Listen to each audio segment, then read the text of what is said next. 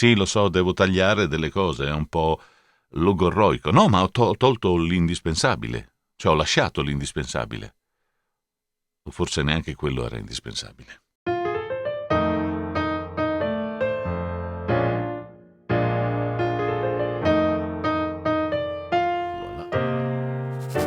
Via la registrazione. 1, 2, 3. Te l'hanno praticamente fatta vedere dappertutto, cioè tu apri un browser web, la cerchi e tutti te la fanno vedere.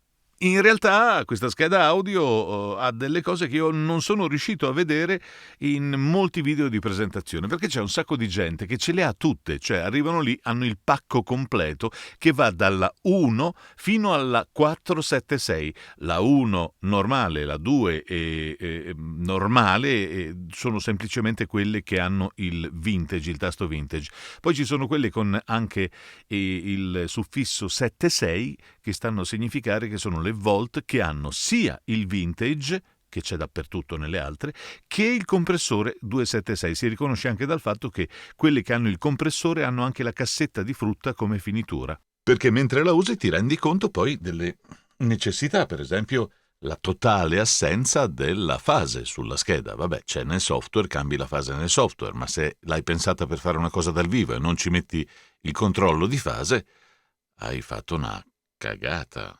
Vedi che c'è questa roba che è un po' contadina. Sembra è bella perché tutto l'apparato, tutta la scheda ha un sapore veramente vintage, sia dal punto di vista grafico, costruttivo, perché è bello solido, cioè sembra un mobiletto di quelli della nonna anni 60 o anche prima, che è rimasta dalla bisnonna e te lo sei portato in casa e ogni tanto vai a fare i traslochi della nonna e sposti questi mobiletti che sono piccoli ma pesantissimi. Ecco, questo qui sembra un mobiletto di quelli, è 1 chilo e qualcosa questa specie di schedina audio, tutta di metallo e legno. È che quando provi questa roba è come quando provi un preamplificatore da dove ti pare, un microfono nuovo, una nuova chitarra, quello che provi, ti innamori. Cioè, a meno che non faccia veramente schifo, ti piace, allora stai lì e quindi c'è una sorta di eccitazione che non ti lascia vedere obiettivamente e oggettivamente se ci sono dei difetti. Ci sono i pomellini qua sopra che sono in plastica, ma non è plasticaccia, quindi non ha una sensazione di materiale di cattiva qualità. I pulsanti che sono belli, dei bei pulsantoni alla vecchia maniera, e con queste belle luci alla vecchia maniera, appunto. Quindi è tutta vintage, tutta quanta. Ma nel fare le mie prove mi sono reso conto di 2 cose. La prima è che il 610B qui non è nient'altro che emulato, ma non completamente come avviene per esempio sull'Apollo, dove emula non solo il suono, ma emula proprio anche l'elettronica, perché dentro a Unison viene cambiata anche l'impostazione dell'impedenza del microfono in base al prodotto che tu gli colleghi. È per quello che fanno i fidanzamenti lunghi, perché uno possa rendersi conto, poi conosci la suocera e la sposi subito. La suocera. Parlando del compressore, invece, io mi aspettavo 2 oggetti, cioè il gain d'ingresso, ma anche un controllo dell'uscita. Dov'è finito il mouse? Ok, lo portiamo qua sotto.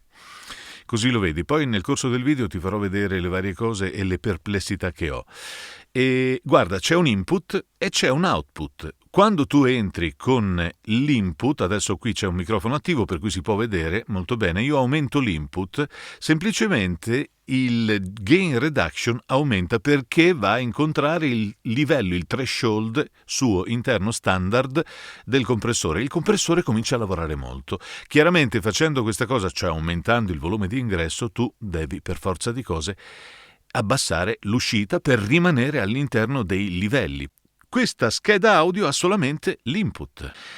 Ma quando tu entri non puoi gestire l'uscita. Te la faccio breve. Se aumenti il gain, aumenti il segnale d'ingresso nella scheda audio. Ma se aumenti il gain, è anche l'unico mezzo che hai per fare aumentare il lavoro del compressore.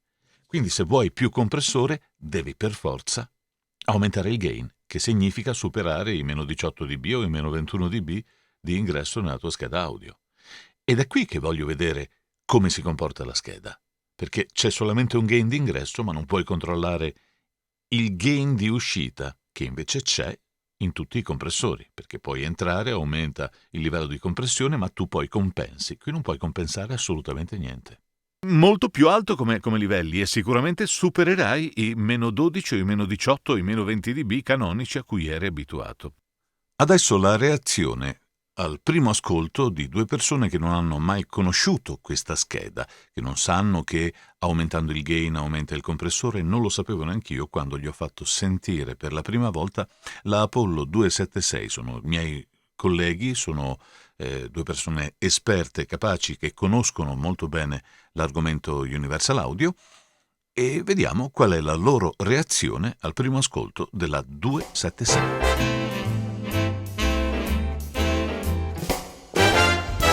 Tu riconosci il suono di questo microfono, diciamo, è un suono che ti è abbastanza familiare. Sì, dovrebbe essere il Warm Audio, è un po' medioso sotto. Esatto, Ok, probabilmente ok. collegato con preamplificatori differenti da quelli della WAD che usi tu, e quindi Sì, vabbè, quello. ok. E allora, io adesso a questa scheda audio gli aggiungo un preamplificatore.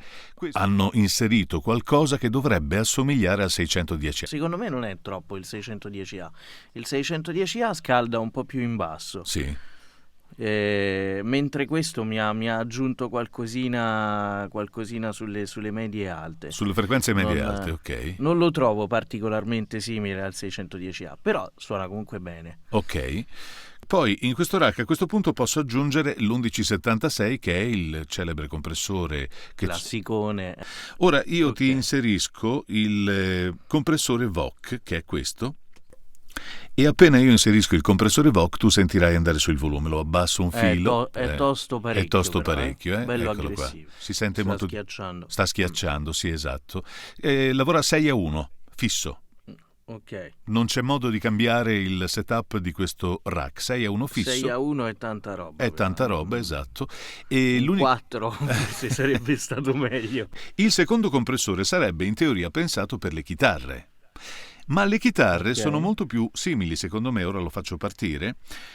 Gli attacchi e i rilasci che noi usiamo nei nostri compressori di solito sono molto più simili a quelli delle chitarre che non a quelli che hanno inserito loro qui per un cantante. Mm-hmm. Il nostro è un parlato, io continuo a parlare così a ruota libera proprio per farti sentire. Così si attiva, certo. Per farti sentire il suono. Ora, con una compressione Mi piace di più con questa impostazione, però. È già una compressione bella massiccia, quindi non è una cosa, secondo me, che tu metti per compensare un po'. Non so quanto sia lavorabile dopo. Ma ti dirò, io ho fatto delle prove ed è lavorabilissimo. Ah, ok. È lavorabilissimo. Mi sembrava troppo aggressivo. È aggressivo, sì, è abbastanza forte, ma dipende da che cosa fai. Se fai voiceover, questo è lavorabilissimo. Probabilmente se sei un cantante o un musicista potrebbe un attimo frenarti. Ma se fai voiceover e fai, per esempio, podcast, questo ti aiuta già parecchio, perché avendo un 6-1 è quasi un limiter, già funziona così, e ti impedisce sicuramente di andare in distorsione facilmente, diciamo. Posso dire una cosa, però sono un po' paraculi, nel senso che questo è un assaggio poco flessibile della UAD, nel senso che poi invece se compri una UAD tradizionale è tutto molto più modellabile.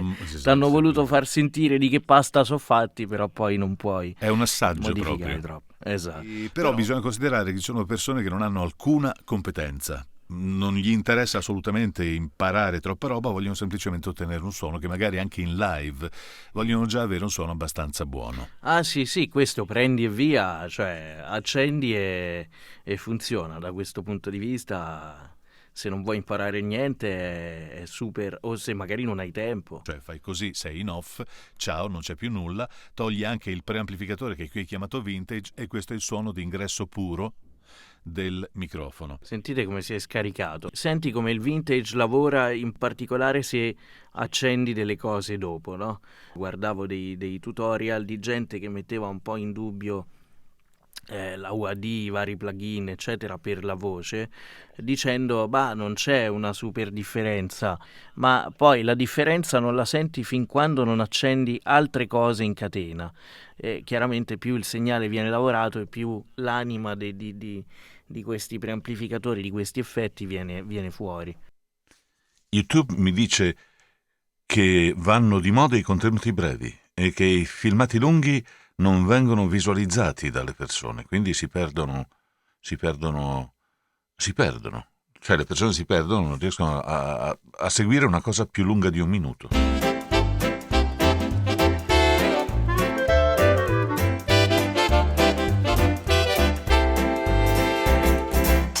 Si alza un pochino il volume, è un po' come quando accendi il Pultec anche senza mettere equalizzazione, no? Ok. E poi mi sembra più rotonda, che è un effetto Quindi- che bisogna capire se è solo sulla tua voce, perché tu hai comunque una voce abbastanza profonda, però sì, E poi hai il compressore. ok? Ah, qui i compressori di cui dicevamo appunto. Allora, per esempio, il VOC adesso lo inserisco. La prima cosa che ho fatto, che ho visto quando ho inserito il VOC, è che il volume comunque va su di parecchio. Adesso, per esempio, se io sto parlando, sono tra i 12 e i meno 6 dB, sto lì sotto, in mezzo praticamente, arriverò a meno 10 dB più o meno come picco. E adesso inserisco il VOC ed ecco che il VOC l'ho inserito e io ho guadagnato un tot di dB perché sto andando a meno 4 dB mentre prima non ci andavo. È tanto, è tanta la differenza, sì. Sì, la differenza è tanto, ora lo riabbasso per portarlo a livello, in modo che Ah. stia più o meno come stava prima, dovrebbe essere all'incirca così. Eccolo qui, e no, è un po' più, è ancora di più. Però senti che pompa parecchio. Questo è il primo compressore che è quello, che ti ripeto gli attacchi, 2 millisecondi e 300 millisecondi. E sarebbe quello che loro hanno in compression 6:1 pensato per la voce. La voce di un cantante dovrebbe stare su questo compressore. Però c'è l'altro compressore che ha un attacco leggermente più veloce e che adesso ti faccio entrare. Non ho capito, il guitar è più veloce rispetto al vocal? Il guitar ha un attacco leggermente più veloce, passa da 2 millisecondi a 1,5 e un rilascio un po' più lento, 700 millisecondi, siamo vicini al secondo come tempo di rilascio, quindi di decay dell'effetto del compressore. Mi ritorni sul vocal, scusami, Ed eccolo qui, questo è il vocal, quello normale, con un release di 300 millisecondi, quindi un ritorno più rapido, e un attacco di 2 millisecondi. E adesso vado sul GTR, che è quello che ha un attacco di 1,5 millisecondi e un release di 700 millisecondi. Si schiarisce, col GTR si schiarisce. Sì. Sento passare di più anche le S, ti sento più chiaro col GTR. Sì, e qui l'attacco è comunque sempre piuttosto veloce perché 2 millisecondi. Infatti è quello che mi lascia un po' perplesso, nel senso che comunque l'attacco è veloce, ma non sembra neanche che stia pompando così tanto. Non ha Avevo questo effetto, visto infatti. una recensione di Francesco, Francesco Bonalume, che diceva che secondo lui... Reperiani, per chi non lo conoscesse. Esatto, di Riperiani, che secondo lui non andava bene. Ovvio, lui parla sempre di situazioni in cui si fa musica, non andava molto bene perché lo sentiva sempre troppo lavorare. È anche vero che c'è questa sensazione data dal fatto che quando tu accendi il compressore si alza molto il volume, se poi vai ad abbassarlo probabilmente a livello psicoacustico già torni un po' in pari, no? Sì. Allora, si sente che sta lavorando, però è bello. Sì. Mi sembra molto bello, cioè per la scatolina che è, per quello che costa. Sì, meno di 300 euro effettivamente. Capisci? È un po' il discorso che facevamo qualche giorno fa, nel senso, se devi comprarti un'emulazione dell'1176, tipo il Clark, che adesso non ricordo, ma costerà 350 euro, giusto? Sì. Circa. Ci devi mettere un pre. Comunque alla fine vai a spendere almeno 600-700 euro, ok? Con questa roba qua, fondamentalmente tu, se la usi come un compressore invece che come scheda audio, poi la puoi usare anche come scheda audio, d'accordo? Tu ti ritrovi un 610 e un 1176 con 300 euro. È notevole, cioè nel senso, se consideri quello che costa e le due emulazioni che ci sono dentro, che comunque, bene o male, le paghi sempre, mi sembra notevole.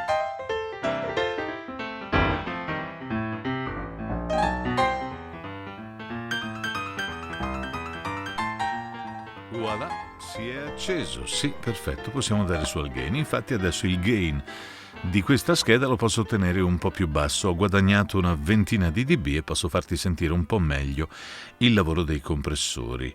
E dunque, qui intanto non so se hai notato, ma quando accendi e spegni il 48 volt va in mute il circuito dei microfoni, quindi di fatto non senti il click, il pop, tutta quella roba strana. Senti solo un leggero click quando si è attivato, ma non ci sono i rumori elettrici che ci sono normalmente sotto nelle schede se le lasci collegate e attivi il 48 volt. Pecca, dobbiamo dirlo, ha solo un Phantom che pilota tutti e due i microfoni quando inserisco il compressore. La prima cosa che noti è che aumenta il volume, aumenta il gain, e in effetti il gain aumenta di 7 dB. Sono 7 dB in più che ce li hai così, quindi anche senza il cloud filter, con un microfono come l'SM7B, ma tu potresti tranquillamente già essere sulla strada giusta. Se avessero voluto, potevano probabilmente metterci altri 5-6 dB in più in questo Phantom e avrebbero eguagliato il loro concorrente, perché su questo terreno loro hanno come concorrente la SSL2, che nella versione Plus, cioè quella col più, la versione 2 SSL2+, praticamente ha già delle cose in più, ne ha tante di cose in più rispetto a questa come ingressi e uscite, ed è la sua concorrente diretta. Forse è un po' più plasticosa, però effettivamente la SSL offre driver per Windows, per Mac, ma anche per Linux. Questi parametri qui che vedi sullo schermo sono parametri che non esistono all'interno del 1176. Cioè il 6:1, il rapporto di compressione 6:1, c'è solamente qui, su questa scheda, ma nell'1176 non esiste.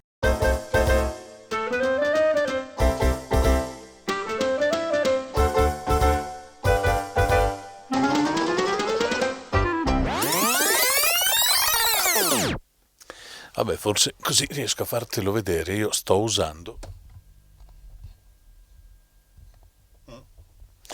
collegato praticamente all'ingresso microfonico, e qui va bene. Allora, se io di solito dovrei tenerlo più o meno in questi termini, più o meno, per farlo funzionare bene, cioè dovrei stare tra -5 e 0, vedi che non c'è nessun controllo della dinamica, quindi quando si accende il rosso significa che hai superato lo 0, e altrimenti quello che vedi nel V-meter praticamente è un RMS, quindi il suono medio, e quindi la lucetta ti dice quando tocchi lo 0. Lo 0 lo tocco piuttosto di frequente, ma non fa niente. Io posso alzare il gain e andare anche praticamente in una vera e propria distorsione, quasi il più possibile vicino a una distorsione. Mi avvicino anche al microfono, in questo modo vado realmente in distorsione. Senti che questa è una distorsione, diciamo così, analogica. È molto spesso ricercata per altri tipi di suoni. Chiaramente nella voce probabilmente rompe un po' le scatole, però vedi,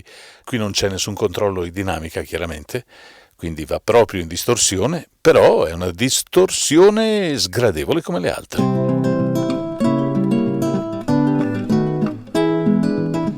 Come vedi, questa roba qui va in saturazione. Questa è saturazione digitale pura, cioè si sente, ma è proprio brutta, Bruce, vedi che anche lui me lo dice. Stai saturando.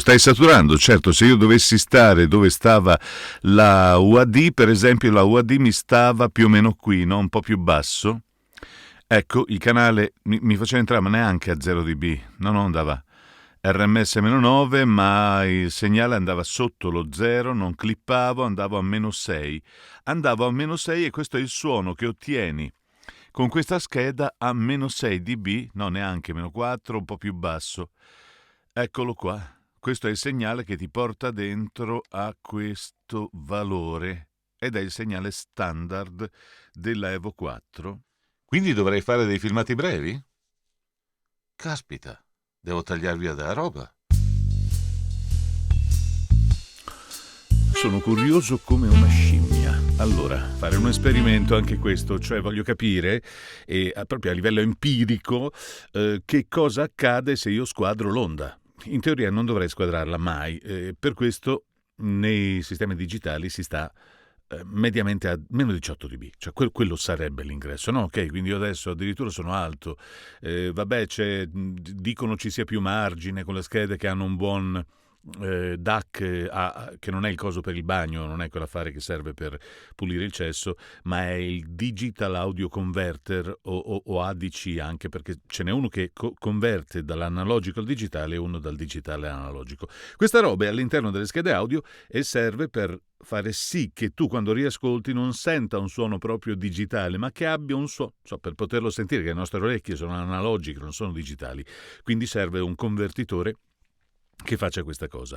Quelli all'interno di questa scheda, a quanto ho potuto capire, non sono di ultimissima generazione, ma sono comunque stati inseriti in un'elettronica molto ben fatta che consente appunto a questo Digital Audio Converter di lavorare decisamente bene.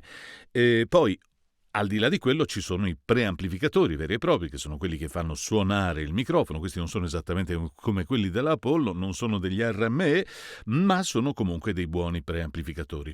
Ora, in questo passaggio microfono, preamplificatore, digitalizzatore, c'è sempre da tenere conto appunto dei limiti veri e propri fisici della headroom, cioè in questo momento sono a 48 kHz e 24 bit, per cui dovrei avere uno spazio di volume molto ampio, no?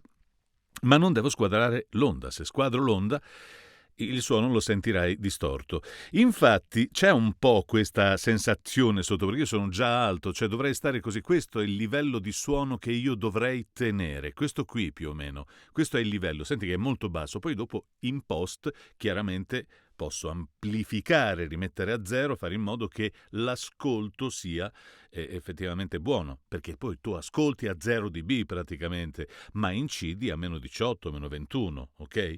Questo proprio per una questione tecnica, a quello che ho capito. Io non mi rifaccio sempre quello che dicono gli altri e mi adatto, poi ascolto e valuto. Questa scheda ha un compressore che evita non il meno 18 dB, ma lo 0 dB. Sì, evita lo 0, cioè non ti protegge a meno 18. Io mi aspettavo mi avesse protetto a meno 18 dB, ma a meno... Ti faccio vedere, guarda. Allora, intanto parliamo dello squadramento d'onda. Ora, se io alzo il gain e lo alzo troppo, allora ci sono i cosiddetti true peak che io non vedo, a quello che ho capito, che vanno già comunque oltre il limite, per cui cominciano a creare quell'effetto ti gratto il timpano. Ti gratto il timpano significa che alcune parti della forma d'onda che entra comunque arrivano ad essere a gracchiare, cioè vanno oltre il limite, quindi creano questo effetto distorsione. Ok, quindi stando bassi, in teoria, poi amplificando, il suono sarebbe migliore. È migliore, cioè logicamente con tutte le schede audio normalmente è così. Se io alzo il gain e vado a cercare di squadrare l'onda, scusa se faccio del casino, in questo momento io sto squadrando l'onda, la vedi? Cioè, a parte che la senti, però proprio te la faccio vedere fisicamente. Allora io qui ho squadrato l'onda. Dove che si vede? Qui. Guarda qua sotto, aspetta che abbasso lo zoom un pochettino meno. Ok, guarda. Vedi che qui il suono... Aspetta, abbasso un attimo. Qui il suono è sceso, poi si è schiacciato sul limite della fisico o elettronico della scheda audio, si è schiacciato e si è squadrato. Si è squadrata l'onda. Questa è una distorsione. Non deve avvenire, no? Questa cosa. Ok. Per cui io adesso, lavorando già a 0 dB, vado in fondo con il cursore così si vede, a un certo punto do su è il famoso verbo dare su, dargliela su, che significherà aumento il gain attraverso il compressore che gli offre ben 7 dB di percezione del suono in più. Sta a sentire, io adesso ho aggiunto 7 dB, ma tu non hai sentito aggiungere 7 dB. Quello che percepisci è che il suono si sia abbassato e ammorbidito. In buona parte se n'è andata anche quella distorsione che c'era, te la faccio risentire. Questo è il suono che entra senza il compressore, ok? È distorto perché sono oltre i limiti, sto veramente spingendo molto. Se io inserisco il compressore, la prima cosa che senti è che il suono si abbassa, a differenza di quello che percepisci quando è basso. Ti faccio sentire di nuovo, però questa volta col basso, cioè nel senso che lavoro basso come livello, ok? Adesso sto intorno ai a quanto sono? Meno 11, meno 12, ok? Questo è un livello che normalmente si può anche usare. E mentre parlo, a un certo punto io inserisco il compressore che aggiunge 7 dB e tu senti che il suono è aumentato, lo percepisci come un aumento di suono. Da una parte lo abbassa, dall'altra lo alza. Questi 7 dB in più che si sentono tenendo il livello qui sono i 7 dB offerti dal compressore che cerca di equilibrare il suono e comunque contiene i livelli di picco, perché se io adesso alzo il gain come ho fatto prima, cioè lo porto a manetta, proprio sono al massimo del gain qui, e vado a cercare la distorsione aumentando la portata e marcando di più, timbrando di più, molto di più, dandogli proprio forza e rompendo le palle all'ascoltatore, se poi vado nel dettaglio a vedere, per esempio, adesso vado a vedere questa roba qui, vedi che non c'è andato? Non c'è andato, non ha squadrato l'onda non c'è squadrata, cioè il compressore praticamente ha fatto il suo lavoro, che è quello di comprimere ed evitare la distorsione. E questo era solamente il guitar, cioè scusa, il VOC, poi c'è anche il guitar, vediamo l'effetto che ha il guitar, vado in fondo così abbiamo una migliore visualizzazione, sono con l'effetto a manetta, lo metto al massimo, in questo momento sono al massimo, e faccio entrare il guitar.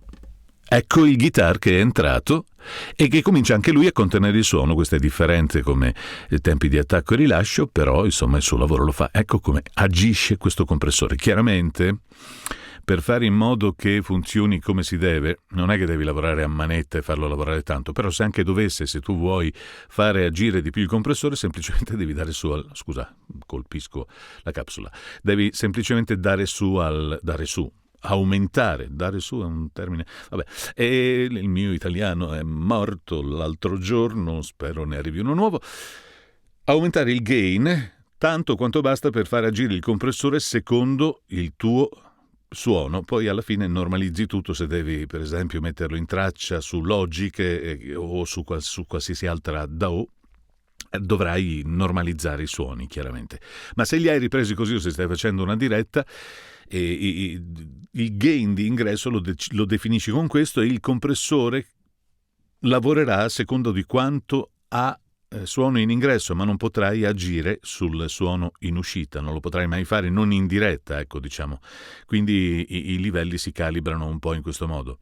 Se stai facendo una diretta per esempio con OBS, OBS ha un suo mixer, ti consente di alzare e abbassare il gain, quindi se tu vuoi usare poco compressore abbassi e poi alzi il gain di OBS.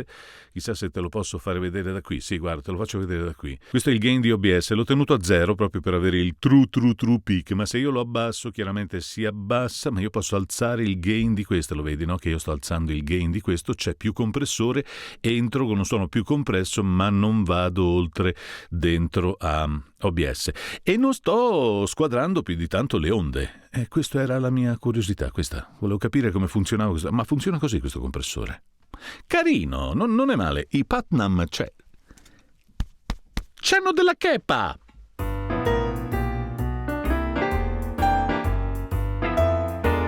Voglio fare una nota riguardo al headroom.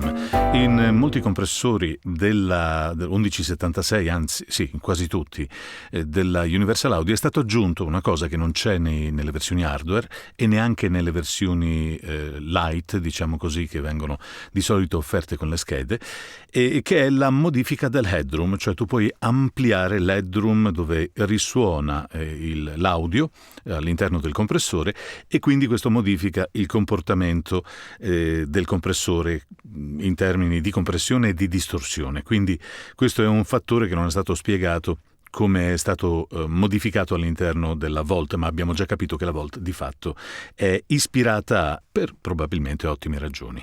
Ma io adesso vorrei dare un'occhiata, anzi prestare l'orecchio a come suonano il 610B, anzi il 610A, come suona il 610A, perché ho notato una caratteristica un po' particolare, infatti io non l'avevo mai usato, ma adesso ti faccio sentire sia come suona sulla Apollo, quindi il suo plugin, diciamo così, originale, che agisce anche sul preamplificatore lavorando sull'impedenza, ma poi come agisce, come lavora in realtà sulla Volt, anche con diversi microfoni per sentire qual è, diciamo così, un possibile abbinamento scheda-microfono.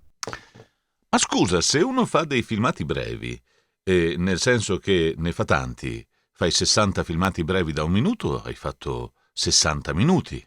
60 minuti a casa mia sono un'ora.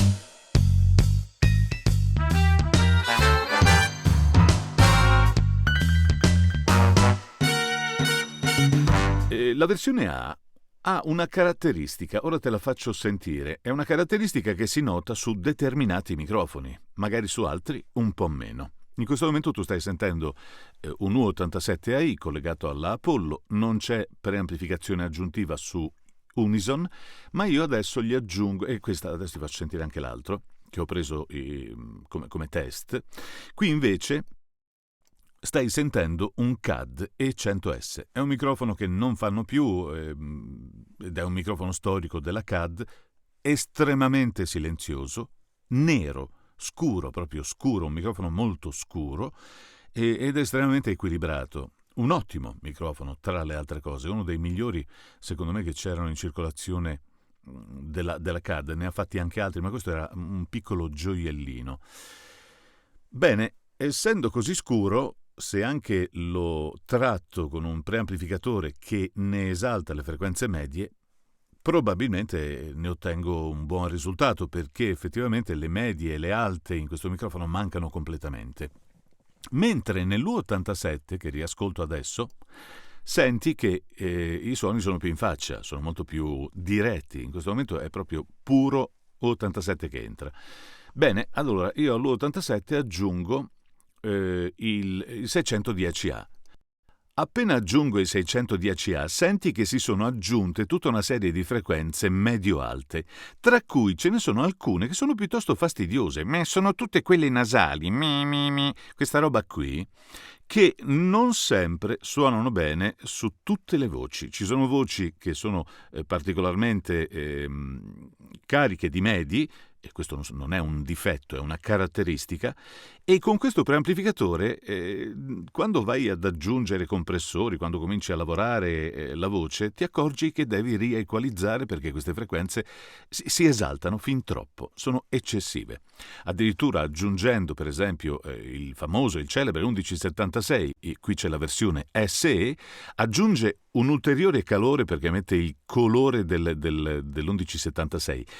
Ma se sei una voce un po' mediosa, su quelle frequenze medie che stanno intorno al kilohertz, dal kilohertz 1-2, quella roba lì, te la ritrovi proprio in mezzo alle scatole, rompe con l'U87. Quindi io stavo pensando, sì, ok, la Volt ha messo i 610, ma funzionerà così veramente? Perché, funziona esattamente come questo, come il 610A hanno messo questo, o è ispirato a questo e poi non agisce allo stesso modo? Perché queste medie che ci sono in più diventano fastidiose. Sì, sono logorroico, lo so, però sono logorroico, non c'è niente da fare.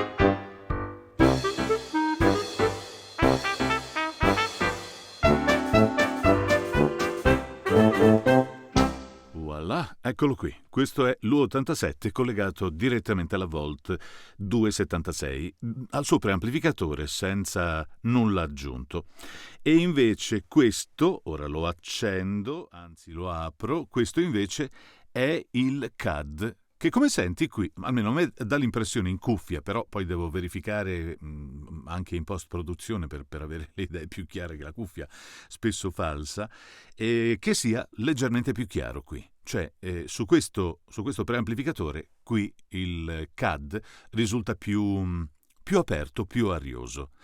Ora, per tornare al discorso di prima, se noi aggiungiamo il preamplificatore, quello che ci hanno messo, il 610, che è ispirato al 610, a uno dei 610, per tante ragioni, una tra tutte, per esempio il controllo del preamplificatore vero e proprio, che non avviene, quindi qui c'è un'aggiunta di colori, diciamo un'enfatizzazione di certe frequenze per ispirarsi ma non controlla l'impedenza del preamplificatore, quindi si tratta comunque di un controllo così virtuale. Ecco, se io lo aggiungo, e in questo momento ho aggiunto il 610, ritorna ad essere un po' più in faccia, però questo microfono, essendo molto scuro, tendenzialmente non dovrebbe andare a rompere le scatole sulle medie, quella roba lì, quindi rimane molto stabile. Anche se gli aggiungo un compressore, vediamo, questo per esempio, e gli abbiamo già aggiunto 6 dB così di brutto,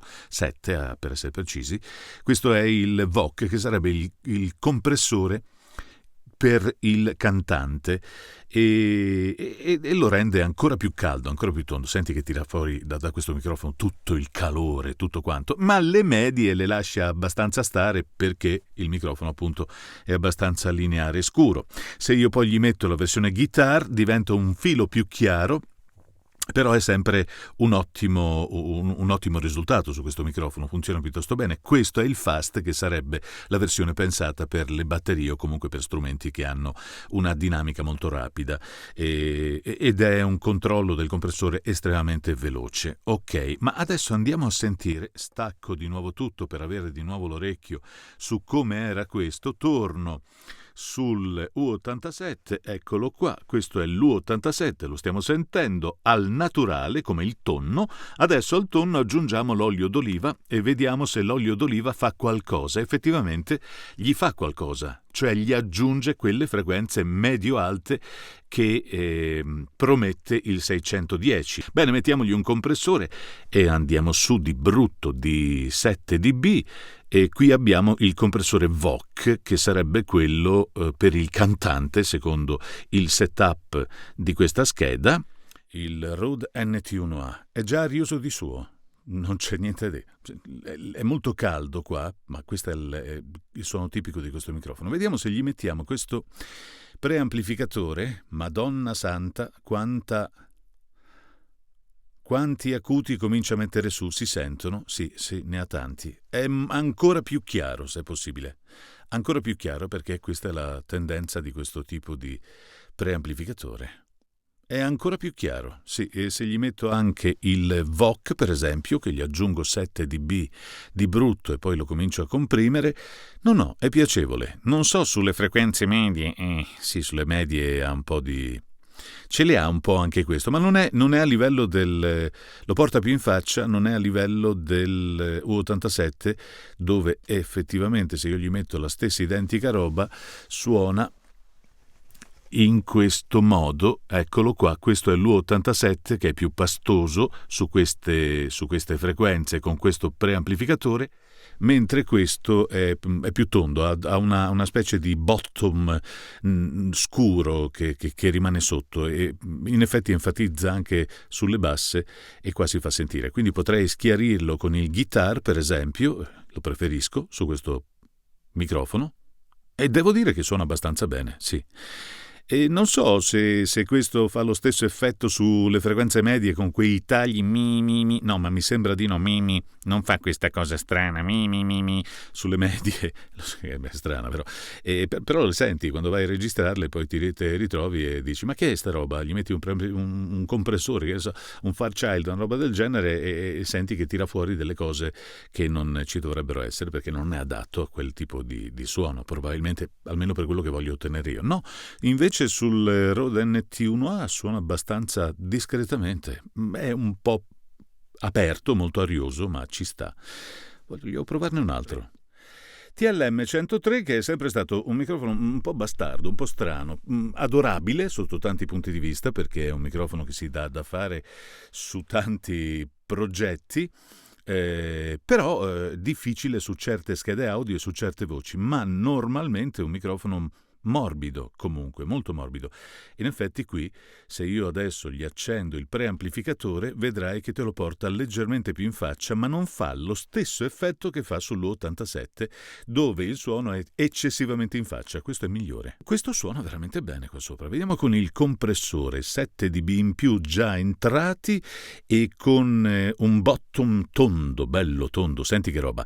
Le medie come sono? Se io adesso abbasso un filo e comincio a fare medioso, Se gli metto il guitar che me lo schiarisce un poco, toglie un po' quel bottom che c'è sotto, non è male, niente male, anzi è un ottimo cazzarola, questo suona veramente da Dio, è un signor microfono, non c'è niente da fare.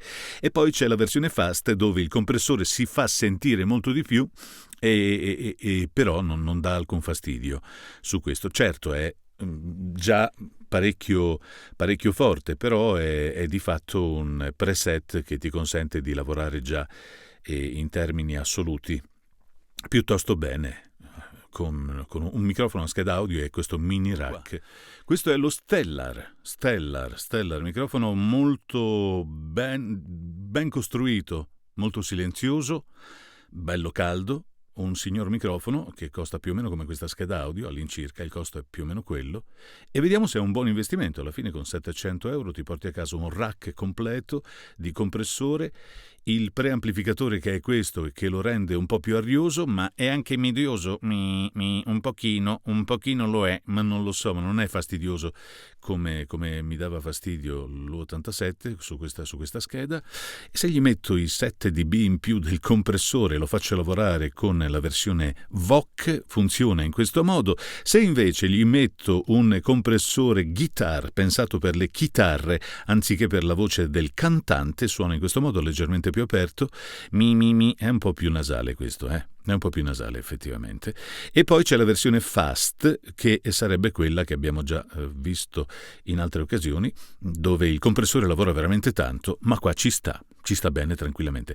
Anche questo microfono secondo me suona molto bene su questa scheda e fa la sua porca figura. Sono i 7 dB che mancano quando tolgo il compressore, che dovrei compensare a occhio, perché non è possibile sapere quanti dB ci metti se non lavorando in un certo modo, ma poi vediamo. Vabbè, ho dato una puppata da paura.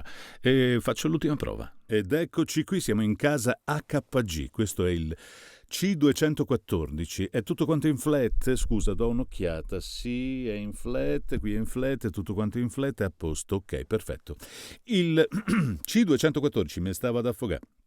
Il C214 che è un microfono morbido e arioso già di suo. Vediamo un po' come se la cava sulle medie quando gli aggiungo il suo preamplificatore, quello, eccolo qua, che lo apre, quello compreso nella Volt 2.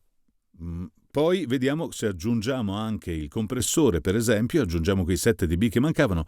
È arioso, ma è caldo da morire, cioè proprio se senti quanti bassi porta fuori questo microfono. Monta una C12 se non sbaglio come capsula, ma comunque è tendenzialmente più morbido, molto più morbido dell'87. Se vuoi sentire, ti faccio sentire esattamente con lo stesso setup.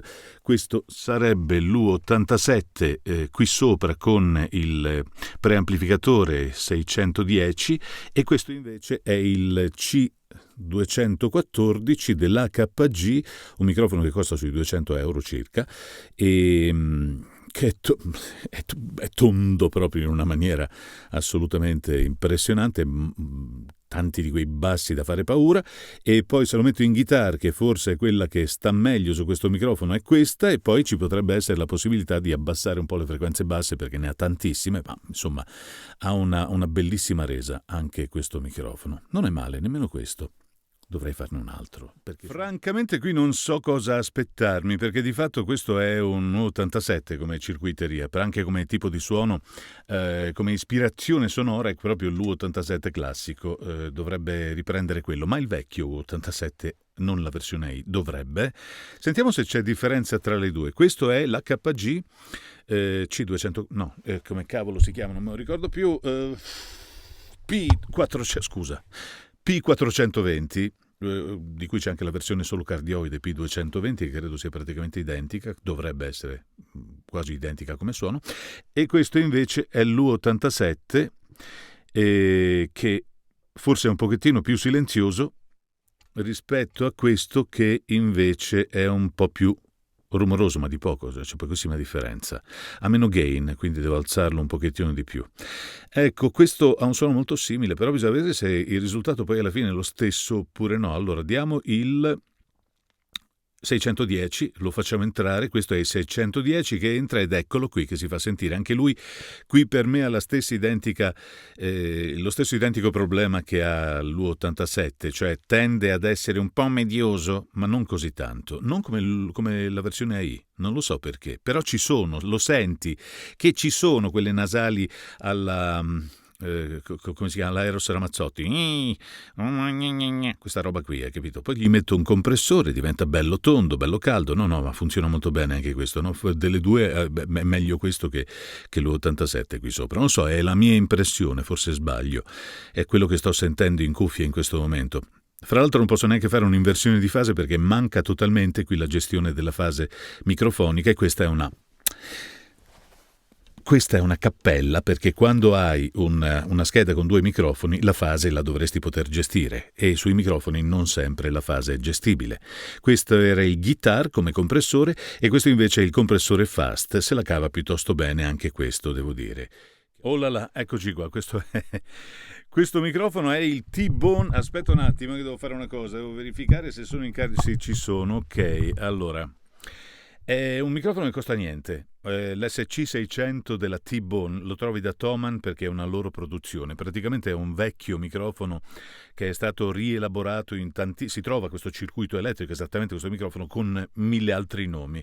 Vediamo, è un po' basso come guadagno, diamogli un po' di pompa, vediamo come se la cava. Suona sorprendentemente bene anche su questa scheda, anche se è forse un po' medioso. È più medioso, cioè non è così, è caldo sì, ma è medioso, c'è roba strana sotto.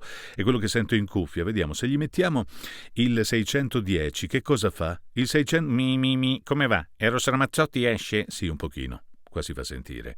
Qui Eros si fa sentire. Mettiamo anche il guitar, è bello tondo, gli abbiamo dato 7 dB in più con il compressore, però sì, vabbè, no, buca sicuramente, però mi sa che abbia lo stesso problema che ha l'87, alla fine tutti quanti cascano lì come tipo di suono, per cui qui sopra questa scheda con il 610 per il narrato secondo me ci va un microfono più morbido, se la cava bene anche questa, ma se hai una voce che ha la tendenza ad entrare nei medi con le frequenze sul kilohertz per esempio, questa te la fa uscire anche, non mi soddisfa granché qui sopra. Qui c'è la versione guitar che anche la schiarisce ancora di più. No, assolutamente. Questo microfono è bocciato su questa scheda con questo preamplificatore. No. Allora, giuro che è l'ultimo. Questo è veramente l'ultimo. Allora, questo è il TLM 67. Che praticamente è una sorta di anniversary edition per le versioni dell'U67 che hanno rifatto in versione assolutamente semplificata. Se lo apri dentro non c'è niente, sono riusciti a ottenere un gran suono con pochissimi componenti e il microfono suona decisamente bene. È un microfono un po' scuro, anzi molto scuro, rispetto al U87 che invece come senti suona così, che è un pochettino più, è bello caldo anche lui, però è un po' più in faccia, no? Rispetto al TLM. Quindi il TLM 67 potrebbe essere un ottimo candidato a una scheda come questa, perché anche se gli aggiungo il 610 al limite me lo ammorbidisce un po' sulle medie e poi tira fuori un po' di faccia, ma non diventa medioso questo qui. No, non diventa medioso. Probabilmente funziona molto meglio dell'87. Io quindi qua sopra ci metterei questo qua, il TLM 103, o microfoni di quel tipo di portata come suono, morbidi e caldi, o addirittura il KD 100S o fratelli suoi, perché effettivamente diamo un po' di pompa, senti qua, questo microfono qui si sposa perfettamente con la Volt 276, secondo me, anche per le voci femminili. Vediamo se Eros Ramazzotti esce molto su questa roba, no, non così tanto, non senti che quella frequenza media che rompe il le scatole, hai capito? Più bella cosa non c'è, sto andando in distorsione, vado in rosso, se vado in rosso poi sentirai distorto, abbassa. Ci mettiamo il guitar che me lo schiarisce leggermente, ma se la cava piuttosto bene, direi il TLM67, storico microfono della Neumann, che costa come l'U87, quindi alla fine è una bella spesa, però voglio dire, un investimento è sempre un investimento. E se investi in Mento, questo qui che cos'è? Il Fast, sì, il compressore Fast, che qui sopra secondo me non è il massimo, ci sta molto meglio il Guitar con questa scheda audio e con questo processore di suono. Quindi probabilmente anche nelle versioni 1.7.6, cioè 1 e 2 della Volt, senza il compressore 1176 aggiunto, se la cava molto bene questo tipo di microfono, perché gli dà appunto questa curva di equalizzazione un pochettino più aperta, ma servono microfoni scuri, altrimenti senza nulla praticamente suona così ed è, ma direi, lo sappiamo già come suona questo qui, molto bene, vabbè, ok. Meglio dell'U87? Sì, su questa scheda l'U87 non mi convince, non lo so, ma sono io che ho questa taratura nell'orecchio. Se gli metto addirittura i 610 nell'U87, mi tira fuori Eros Ramazzotti, più bella cosa non c'è. L'ho già sentito perché l'ho fatto usare a un paio di voci femminili per capire come funzionava e tirava fuori la roba che non mi piaceva. O considera che neanche mi pagano, cioè non è che mi hanno regalato la scheda come hanno fatto con quelli che hanno tutte le visualizzazioni e gli hanno dato il pacchetto completo, provale tutte, mi hanno dato niente. Allora, vediamo se riesco a fare l'ultima spiegazione di come è fatta questa scheda, proprio al volo. Allora, parte anteriore abbiamo il 48 volt, che è il Phantom che però accende contemporaneamente tutti e due i microfoni, quindi se qui hai un microfono a nastro collegato col Canon, gli passa il Phantom e te lo fotte. Devi metterci un Phantom stop, come cavolo si chiama, qualcosa per evitarlo, oppure usi un jack, lì il Phantom non passa. All'ingresso instrument, cioè questo se entri con il jack, con l'instrument ti cambia l'impedenza per poter accettare uno strumento, e sono separati gli strumenti invece, quindi Phantom ne ha uno solo. Poi vabbè, qui c'è il connettore Canon jack, quindi ho un combo, questo è il regolatore del volume delle cuffie, qui c'è l'uscita cuffie, ce n'è una sola. Di questo devo dirti che l'uscita cuffia ha un leggero fruscio che non appartiene alla registrazione, cioè non fa parte, non viene registrata, ok? Cioè questo fruscio che c'è non lo produce, ma lo senti in cuffia c'è un po' di fruscio, questa cosa non è esattamente il massimo, però le cuffie hanno un suono molto potente e esce forte, quindi non hai bisogno, anche le cuffie che non sono esattamente con pochi ohm, con una resistenza molto bassa, si sentono abbastanza bene. E la parte superiore, il top, su questo coso di metallo bello verniciato che sembra un mobiletto anni 60, ci sono i due gain, i due vintage, i controlli del compressore separati, il controllo delle casse, uscita casse molto buona, poi c'è il direct monitoring, che è questo coso qua, questo pulsante. Questo pulsantino funziona in questo modo: intanto non ha un regolatore del direct monitoring in cui tu puoi sentire più o meno la tua voce, la senti di più, la senti di meno, puoi sentire di più il computer, meno la tua voce, come c'è in molti tipi di schede. Qui c'è semplicemente un direct monitoring con 3 funzioni, così io non sento niente ma sento il suono del computer, così io sento su questo canale questo microfono e sento dall'altro il suono del computer. Chiaramente se io collego anche un altro microfono sul secondo canale, sentirò su un canale questo microfono, sull'altro canale l'altro microfono, quindi ho i canali separati. Quando lo torno a premere io sento tutto mescolato in stereofonia e i 2 canali sono centrati. Non c'è un controllo di fase, quindi avendo 2 microfoni, se ne metti tutti e 2, chiaramente fare il controllo di fase lo dovrei fare da software, perché non si fa dalla scheda audio. La fase, la fase, esatto. La parte dietro, dunque c'è nella parte dietro il come si chiama questo affare qui, che è l'antifurto, non mi ricordo mai come si chiama, comunque c'è quell'affare, glielo metti dentro, lo attacchi alla scrivania così non ti rubano la cosa, a meno che non se ne vadano con tutta la scrivania smontandola per rubarti una scheda da 300 euro. Qui c'è il power, perché poi c'è un cavo, te lo danno, è l'unico caso in cui ti offrono un cavo, non ce l'ho qui, porca miseria, ma l'ho fatto vedere nel filmato, adesso lo faccio passare.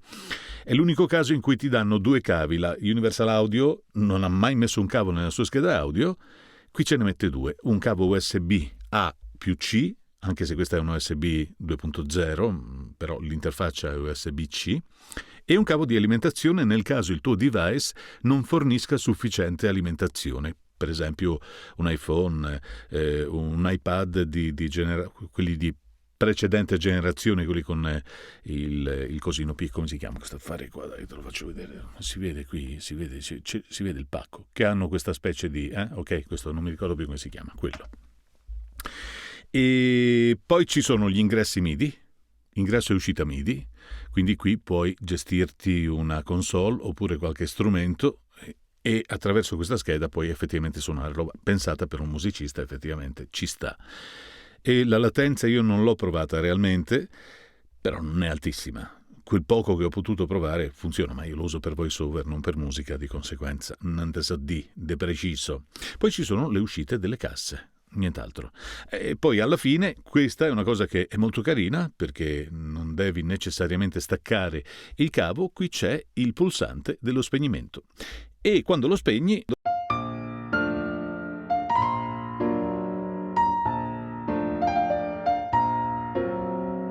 Ok, adesso una bonus track.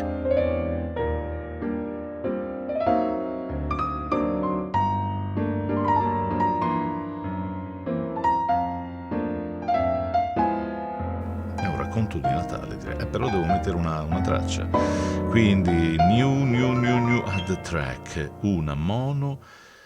Ok, perfetto, ce l'abbiamo qui, armiamo la traccia, ce l'abbiamo, siamo generic. Possiamo partire? Sì, perfetto. Ok. Non ricordava più se lei sarebbe arrivata lì a casa sua o se avevano appuntamento in centro. Mentre chiudeva a chiave il cancellino, come se con un salto non si fosse potuto scavalcarlo, il rumore sferragliante del fuoristrada gli rispose. Non ricordava più se lei sarebbe arrivata lì a casa sua o se avevano appuntamento in centro. Mentre chiudeva a chiave il cancellino, come se con un salto non si fosse potuto scavalcarlo, il rumore sferragliante del fuoristrada gli rispose.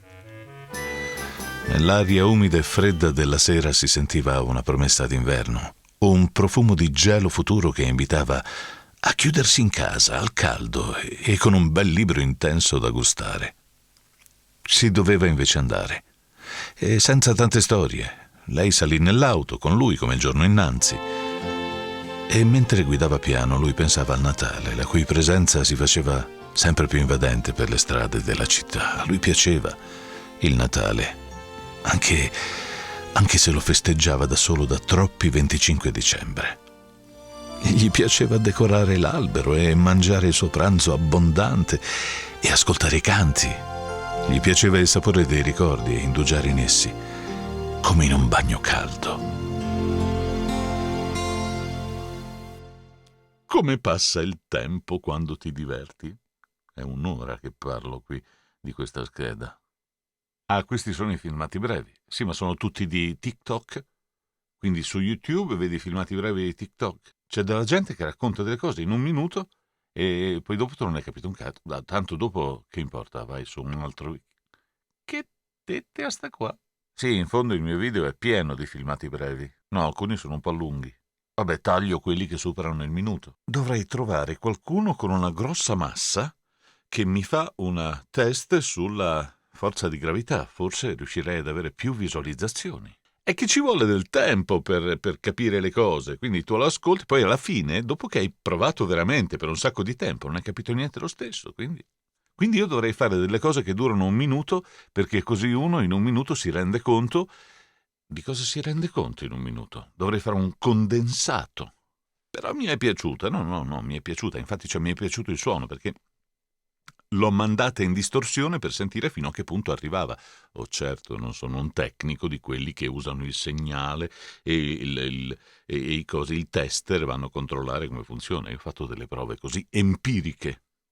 Dovrei fare delle cose brevi, perché adesso vanno di moda le cose brevi. Effettivamente mi sono accorto anch'io che guardare quella robina breve non te ne accorgi, il cervello va in pappa, tu ti rilassi e ti addormenti mentre guardi tric tric tric, cose che durano 30 secondi o un minuto.